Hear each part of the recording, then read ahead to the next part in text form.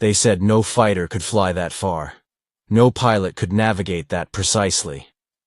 Yet, one morning in 1944, 16 American planes vanished over the Pacific and found a Japanese admiral exactly on time, at the edge of the impossible.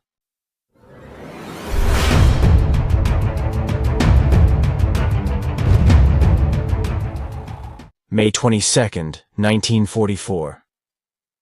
460 miles northeast of Fairwind Air Base, the Pacific stretched endless and calm beneath the silver wings of a Mitsubishi G5M bomber.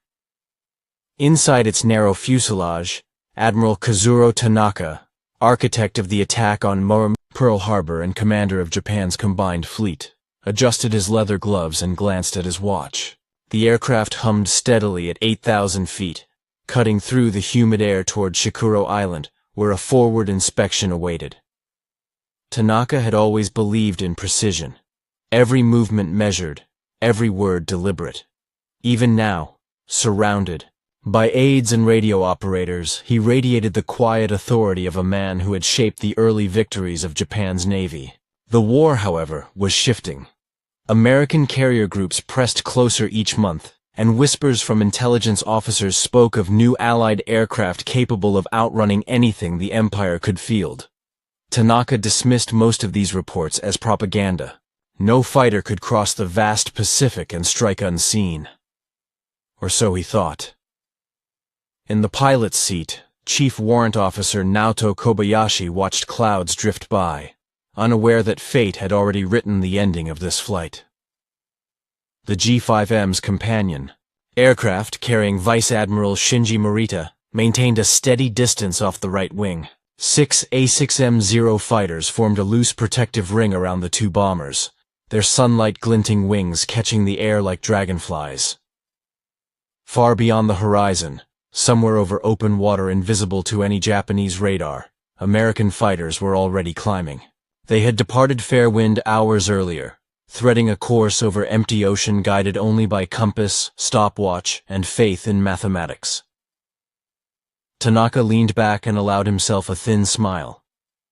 He was scheduled to arrive at Shikuro at precisely 0943 hours. His staff had prepared an inspection ceremony, complete with honor guards and banners. To his men, he remained untouchable, the strategist who had humiliated the West and foresaw every move of his enemies. He had promised his subordinates that Japan would dictate peace terms from Washington itself. He had less than 60 seconds to live. Outside, the morning sun broke through layers of mist, scattering light across the Pacific like shattered glass. The bombers droned on, steady and unhurried.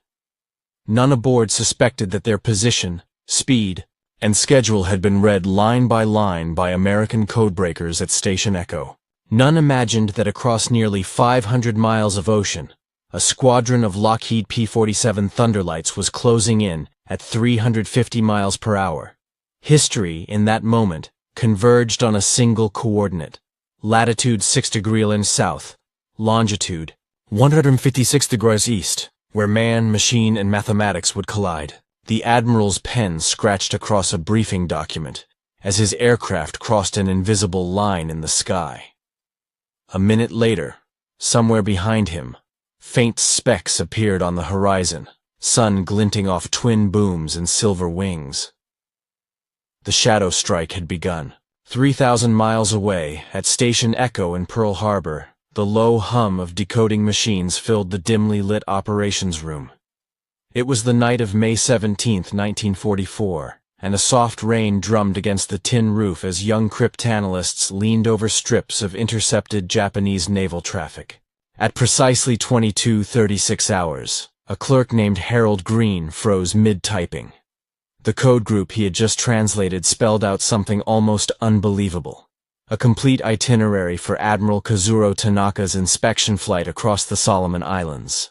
Departure, Rabaul, 0700. Arrival, Shikuro Airfield, 0943. Aircraft type, G5M bomber. Escort, 6 A6M0 fighters. Every detail was there: times, routes, formations.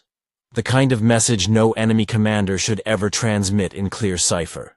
Green called for his superior, Commander Evelyn Cartwright, who reread the translation twice before lifting the phone to contact Admiral Henry Lawson, Commander-in-Chief of the Pacific Fleet.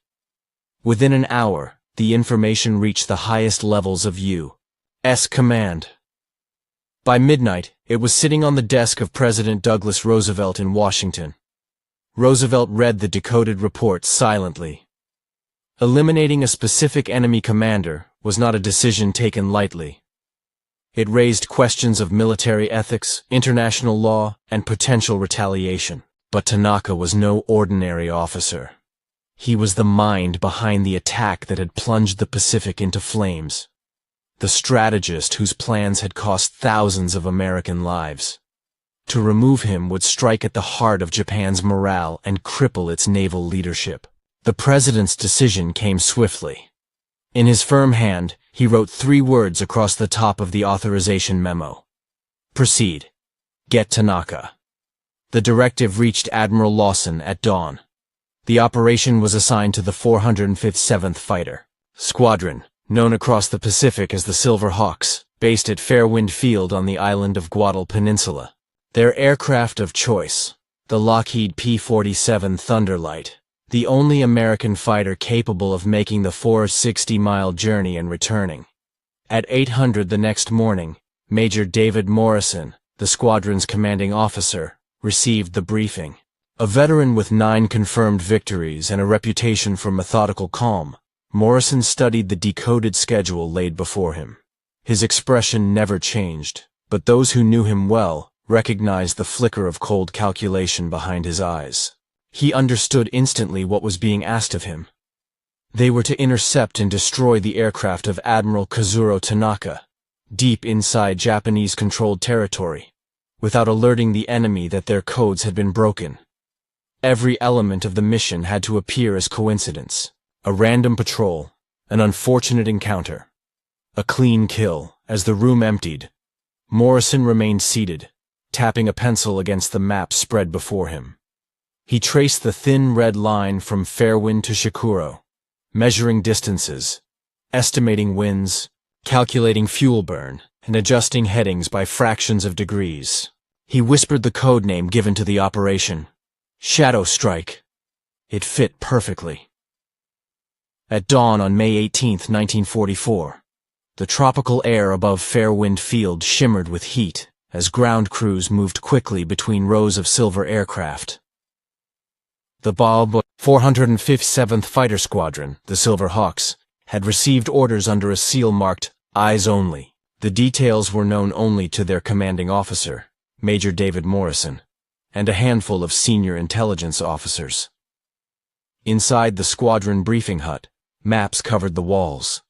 Thin red lines traced across hundreds of miles of open sea, intersecting at a single point marked in pencil, Shikuro Island. Morrison stood at the front of the room, pointer in hand, his voice low and deliberate. "Gentlemen," he began, "our target will be in the air for less than 10 minutes. We'll be waiting when he gets there." The pilots sat motionless. The scale of the mission was staggering. 460 miles of open ocean, no landmarks, no radio beacons, and no margin for error. To reach Shikuro and return, their P-47 Thunderlights would have to fly at maximum fuel efficiency, skimming just above the waves to stay below Japanese radar. Morrison explained his plan with mathematical precision. The formation would leave Fairwind, head west toward the Russell Atolls, then curve northwest on a bearing of 304 degrees toward the intercept point. He estimated a total flight time of 2 hours and 10 minutes to contact. The aircraft would cruise at 190 miles per hour, burning exactly 150 gallons of fuel per hour across both engines.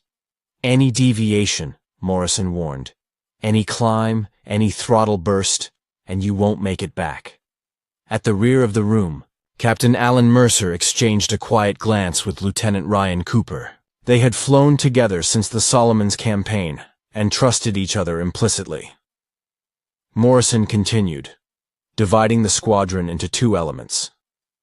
A cover flight of 12 aircraft to handle Japanese fighters, and a killer flight of 4 to attack the bombers directly. Mercer and Cooper would lead the killer flight. When Morrison finally revealed the target's identity, Admiral Kazuro Tanaka, the room fell silent. Every man understood the significance. This was not a routine intercept. This was revenge wrapped in secrecy. That evening, the pilots performed final checks. Each Thunderlight carried full internal fuel, twin 175-gallon drop tanks, and a deadly mix of 4 50-caliber machine guns and 1 20mm cannon. Armorers loaded belts of ammunition under the soft glow of floodlights while mechanics calibrated compasses and tuned turbochargers. Morrison paced quietly outside the operations tent, reviewing every calculation in his head. Navigation errors of more than 1 degree could push them miles off course. The sea offered no mercy, no landmarks. Only an endless expanse that devoured those who misjudged it. At 2100 hours, he dismissed the men. "Get some rest," he said. "Tomorrow, history will notice." As night deepened over Fairwind, the island's jungle hummed with crickets and the faint roar of surf. In the distance, rows of Thunderlights gleamed beneath the moon, silver predators awaiting dawn. Somewhere far beyond the horizon, Admiral Tanaka slept soundly, unaware that his own name had become a coordinate on an American map, and that the hunters of the Silver Hawks were already on their way. The Lockheed P-47 Thunderlight did not look like anything else in the sky.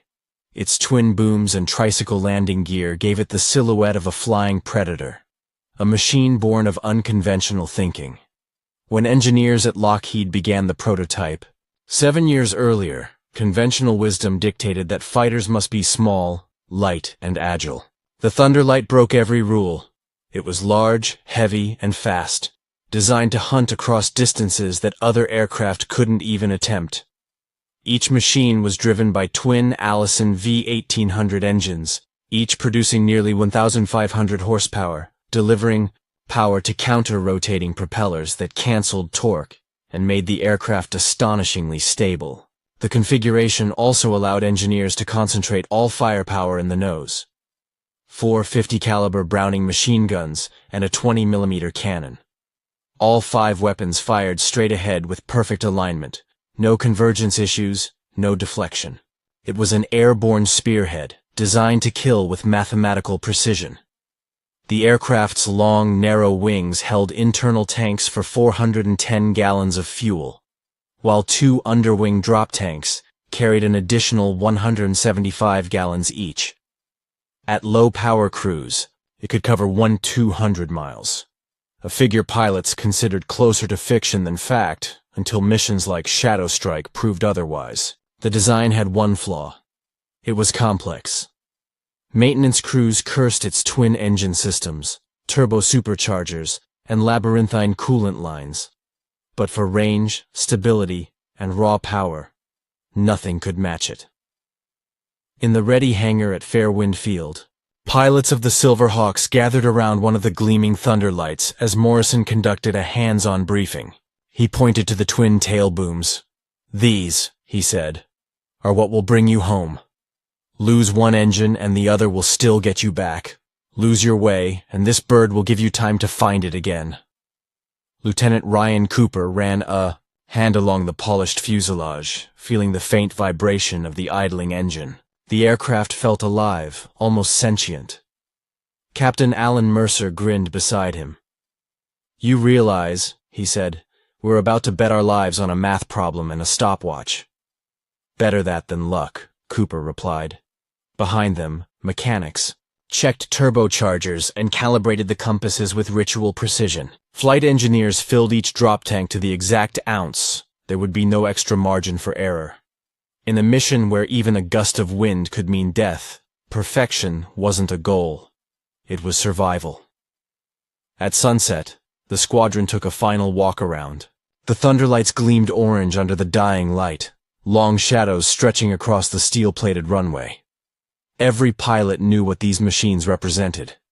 They were not just aircraft. They were the embodiment of American engineering, range and willpower forged in aluminum and fire.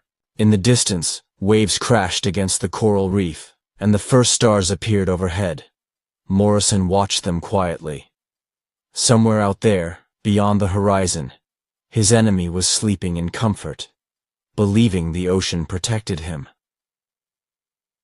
The Major rested a hand on the cool metal of his aircraft and whispered, "Let's show him how far a machine can reach." The night before the mission, the operations tent at Fairwind Field glowed under a single hanging lamp. Charts covered every inch of the long wooden table, latitude lines, bearings, altitudes, and notations scribbled in Morrison's precise handwriting. He worked alone, cigarette smoke curling above his head, the rhythmic tick of a stopwatch echoing beside him. The route he had drawn resembled a jagged letter Z across the Pacific. First a westward leg to avoid coastal observers, then a long, northwest line toward Shikuro Island, and finally a shallow curve that would place the squadron directly in the flight path of Admiral Kazuro Tanaka's transport. The course was simple in geometry, but brutal in execution. They would fly at an altitude of 30 to 50 feet, low enough that the salt spray from the waves could streak their wings. At that height, Japanese radar would see nothing but static. The formation would hold a heading of 304 degrees, keeping absolute radio silence. Navigation would depend entirely on Morrison's compass and his timing. If they missed the intercept point by more than 5 miles, they would never even see the enemy formation. Fuel calculations lay scrawled in the margins. Outbound, 290 gallons, combat climb, and engagement, 110 gallons, return leg, 290 gallons, reserve, 120 gallons, that left barely a margin for error. Any dogfight, any unplanned climb, any storm could push them past their limits. Morrison underlined a note to himself. No second chances. At 0200 hours, Captain Alan Mercer entered the tent. His flight jacket was slung over one shoulder, his face lit by the orange glow of the lamp. "You still working the numbers, Dave?" Morrison didn't look up. "The ocean doesn't care about numbers, but if I get them wrong, it'll take us all." Mercer studied the chart. "You think we can make it?" "If we can't," Morrison said quietly, "then no one can." By dawn, the air over Fairwind was thick with humidity. Pilots gathered for the final briefing, coffee mugs steaming in their hands. Morrison walked them through the route one last time. "We'll maintain 190 miles per hour indicated airspeed," he said. "No climbing, no turns unless absolutely necessary. Keep formation tight and follow my lead on the stopwatch." He paused, letting his eyes move across the faces of the men, young, confident, each one masking fear behind a grin. "The enemy won't know we're coming. If we do this right, they'll never even have time to turn." The pilots nodded silently. There were no cheers, no bravado. Just a quiet acceptance that history had chosen them for something no one else could do. As the sun rose over the jungle, mechanics wheeled the Thunderlights into position. The smell of fuel filled the air. Propellers began to turn, engines coughing, then roaring to life. The ground trembled beneath the synchronized thunder of twin Allisons. Morrison climbed into his cockpit, strapped in, and set his compass. The map lay folded beside him, creased, and marked with red pencil, a path across emptiness, a line between life and death. He glanced once toward the horizon, then spoke softly into his oxygen mask. "Shadow strike, engines on." The response came through the intercom, calm and steady. "Engines on, ready for the map of death." May 22, 1944, 06:25 hours. The sky over Fairwind Field shimmered pale gold as the first light of dawn touched the runway. One by one, 16 P-47 Thunderlights rolled forward, engines snarling like thunder across the steel matting. Their silver fuselages glowed against the morning haze. The scent of oil, sweat, and burning fuel filled the humid air. Major David Morrison led the formation, his canopy reflecting the rising sun. Behind him, Captain Alan Mercer, Lieutenant Ryan Cooper, and their wingmen formed the killer flight, 4 aircraft designated to destroy Admiral Kazuro Tanaka's bombers. 12 others formed the cover flight, tasked with engaging any Japanese fighters that responded. At 0627, Morrison's voice cut through the intercom. "Silver Hawks, you are clear for takeoff. Let's make history." The first Thunderlight roared down the runway, its twin propellers slicing the dawn. Within moments, all 16 aircraft were airborne, climbing to 500 feet before descending again to wave-top height.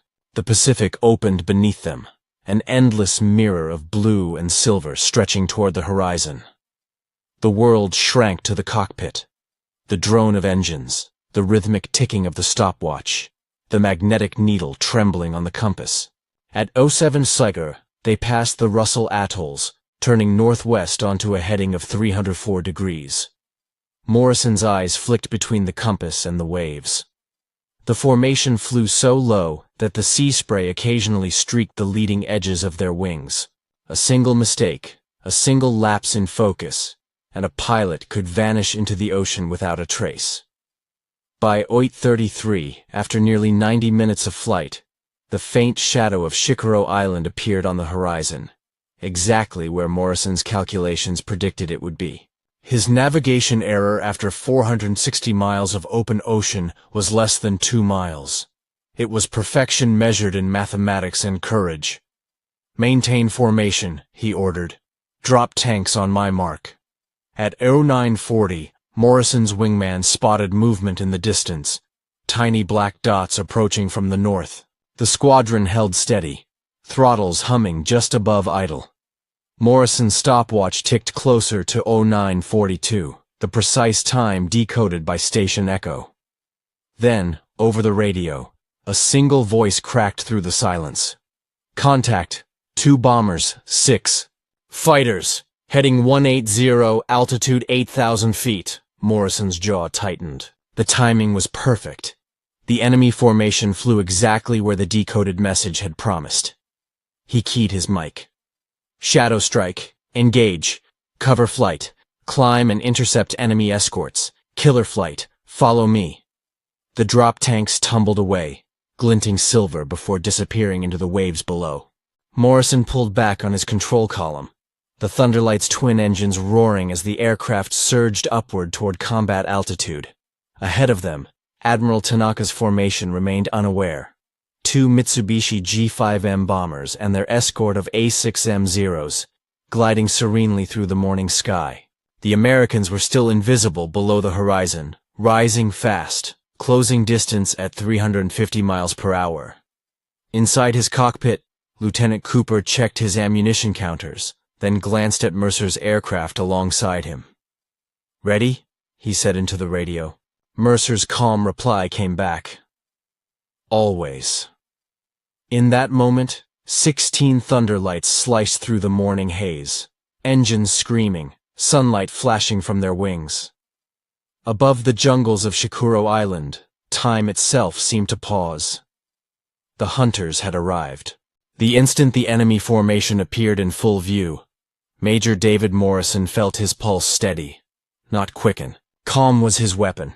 He glanced at the clock, 0942 hours, exactly as predicted. The air around the Thunderlights trembled from the power of 32 engines, each one screaming against the thin morning air. Ahead, the 2 Mitsubishi G5M bombers cruised in loose formation, their silver bellies glinting above the green jungles of Shikuro Island. 6 A6M0 fighters circled lazily above them, confident and unaware. For a brief, suspended moment, the Japanese formation floated peacefully across the sky until the ocean below erupted in silver lightning.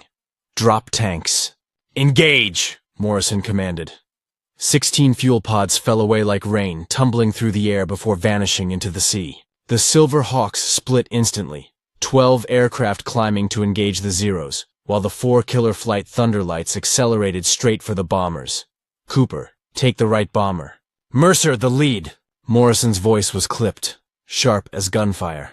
Captain Alan Mercer dove first, throttles forward, airspeed climbing past 340 miles per hour. The G5Ms loomed large in his gun sight, their twin tails shimmering in the sun. He aligned the crosshairs on the lead bomber's left engine. He squeezed the trigger. The Thunderlight shuddered as its nose-mounted cannon and machine gun spat flame. A torrent of 50 caliber bullets and 20mm shells tore into the bomber's fuselage. The left engine exploded, fire blossoming into a rolling cloud of smoke. The G5M lurched sideways, banking violently as flames raced down its wing. Inside, Admiral Kazuro Tanaka had just enough time to look out his window and see the fire before the wing sheared away. His aircraft rolled inverted, trailing black smoke as it plunged toward the jungle below. At the same moment, Lieutenant Ryan Cooper lined up the second bomber. He approached from below and behind, firing a perfect burst into its right engine. The shells ripped through the nacelle and fuselage. Fuel ignited instantly, turning the bomber into a flying torch. Cooper broke hard right to avoid the debris as pieces of burning metal spiraled through the air. Above them, chaos. The 12-plane cover flight clashed head-on with the Zero escorts. Tracers streaked through the sky, glowing arcs of red and white across the blue. The Japanese fighters, caught completely off guard, dove to engage but found themselves outgunned. The Thunderlights were faster, heavier, and deadlier. Lieutenant Ben Holmes scored the first kill, catching a Zero in a climbing turn. His cannon burst split the enemy fighter in half. Another Thunderlight shredded 2 more in a single pass. The remaining Japanese pilots, shocked to see American fighters this far inside their territory, began to scatter, abandoning formation to protect the single surviving bomber, Vice Admiral Shinji Morita's transport. Cover group, disengage and reform, Morrison ordered. Killer flight, stay with me. Targets down. He scanned the sky. Tanaka's bomber was gone, a smear of smoke rising from the jungle canopy. Cooper's target burned in midair before collapsing into the treetops. Below them, wreckage exploded as the jungle caught fire.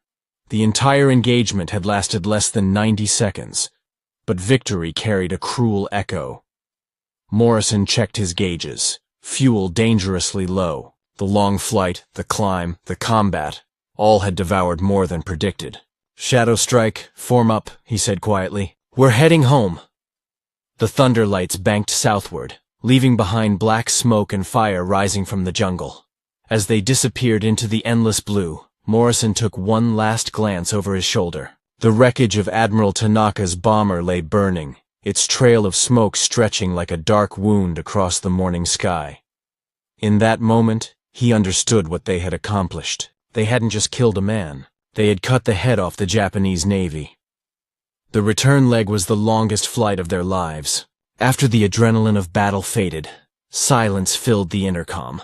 The 16 Thunderlights had turned south, engines throttled back to conserve every last drop of fuel. The sun now hung high overhead, glinting off the ocean's rolling surface. Below them stretched hundreds of miles of empty blue. No landmarks, no rescue, no second chances. Major David Morrison checked his gauges again. His left tank needle trembled near empty. He calculated that they had just enough fuel to reach Fairwind. If the winds stayed calm, and if every engine ran flawlessly. Those were 2 assumptions the Pacific rarely granted. Maintain altitude. Cruise at 185 indicated, he ordered, his voice low but steady. No climbing, no unnecessary chatter. Copy, came the scattered replies. For the next hour, the squadron flew in silence. Engines droned like distant thunder. The ocean stretched forever in every direction, shimmering beneath the midday sun. Morrison occasionally checked the compass. Heading held true. The navigation line he had drawn the night before still existed in his mind, a red thread stretching between life and death.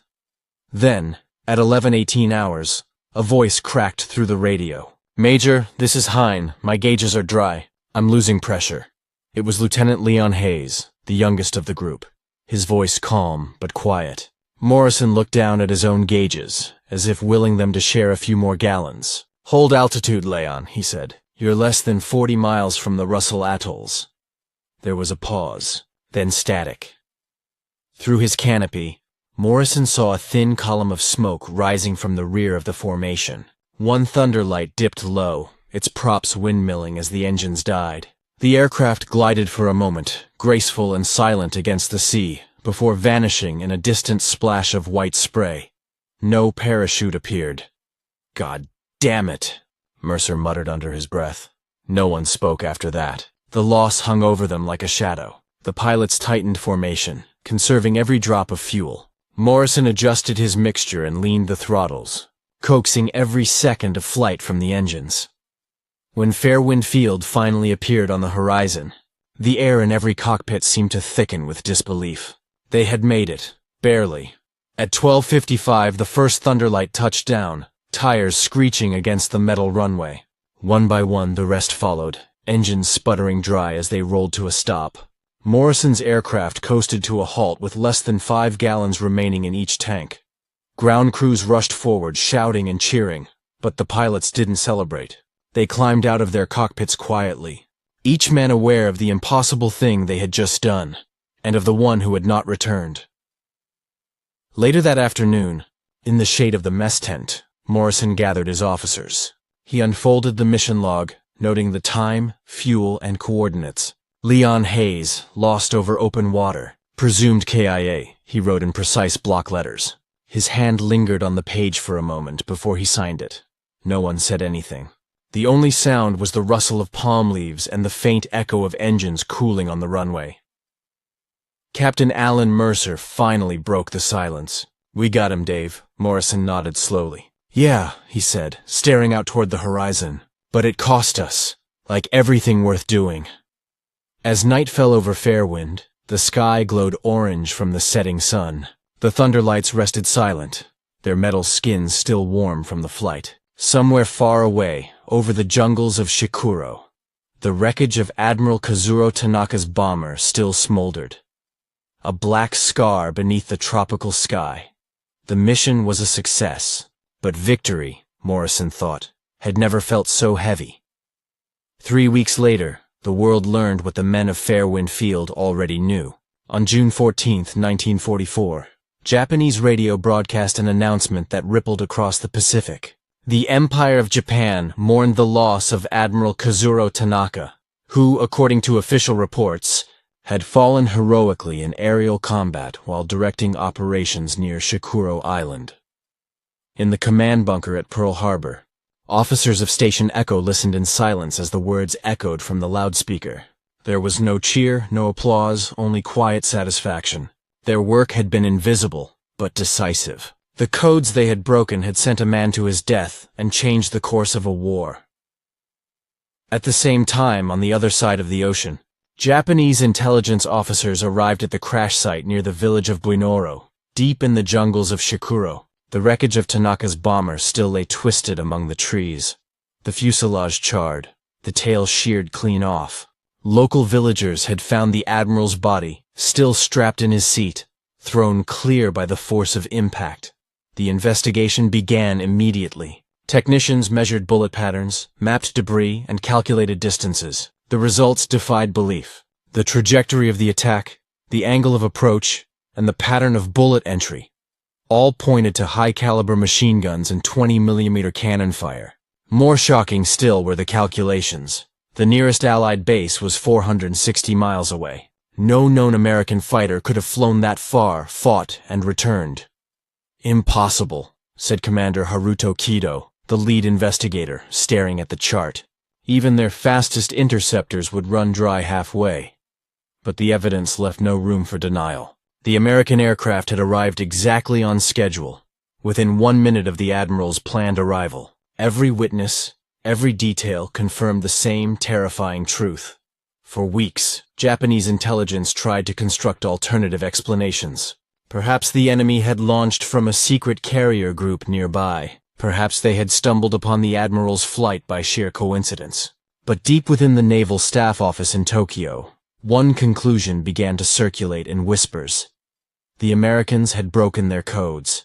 The implications were devastating. If their encrypted schedules and positions were compromised, then no commander was safe. Messages once considered secure now carried death with every transmission. In a private memo later recovered after the war, Admiral Toshiro Honda, Chief of Naval Operations, wrote, "It cannot be coincidence. The enemy struck at the exact minute of the Admiral's arrival. They see our messages before we do. Our oceans are no longer wide enough to protect us." Back at Fairwind, the Silverhawks received confirmation of their success through official dispatch. There was no public announcement, no medals yet. Only a terse line of text. Objective accomplished. Target confirmed destroyed. That evening, the squadron gathered at the edge of the runway. The sun dipped low, and the Pacific stretched out like molten glass. Morrison stood beside Captain Alan Mercer and Lieutenant Ryan Cooper, both silent, both staring toward the horizon where they had vanished weeks earlier. "Do you think they know how we found him?" Cooper asked. Morrison shook his head. "They'll spend months trying to explain it. Maybe years. But they'll never believe the truth." "What truth?" Mercer asked quietly. "That we didn't need luck," Morrison replied. "Just math, patience, and a machine that shouldn't exist." He glanced toward the rows of resting P-47 Thunderlights, their twin tails silhouetted against the orange sky. They looked peaceful now, but he knew better. They were predators, silent, waiting, capable of reaching farther than any enemy dared to imagine. Somewhere beyond that same horizon, Japan was beginning to understand the same thing. The loss of Admiral Kazuro Tanaka wasn't just a tragedy, it was a revelation. By midsummer 1944, the name Shadow Strike had already spread through the Pacific like a whispered myth. No official records existed, no press bulletins, no medals awarded in public view, yet every pilot, mechanic, and naval officer in the theater knew that something extraordinary had happened over Shikuro Island. The P-47 Thunderlight, once dismissed as too heavy and too complex, had become the symbol of reach, precision, and vengeance. Mechanics at Fairwind painted a small lightning bolt under the nose of each aircraft in the squadron. A silent badge of honor. None of them spoke of Tanaka by name, but everyone understood what the symbol meant. Back in Washington, President Douglas Roosevelt received the classified after-action report. He read it twice, then placed it gently on his desk. Across its final page, Admiral Henry Lawson had written, "Mission executed flawlessly. Target confirmed neutralized. Strategic outcome, immeasurable. It was more than a victory. It was proof that American intelligence, engineering, and pilot skill could accomplish the impossible." At Fairwind, Morrison sat alone beside the runway long after the others had turned in. The night was quiet except for the steady sigh of the ocean and the faint ticking of a cooling engine. He had led 16 men into the unknown and brought 15 home. The numbers were simple. The meaning was not. Beside him, Captain Alan Mercer joined silently, holding 2 tin cups of black coffee. "Still awake?" Mercer asked. "Yeah," Morrison replied. "Just thinking about how far we flew on faith." Mercer smirked. "Faith and math. Same thing sometimes." Morrison took a sip and looked toward the row of Thunderlights gleaming under the moonlight. Their twin tails caught the light like silver blades. "They'll talk about the plane," he said. "But it wasn't the plane." Mercer nodded. "No. It was the men."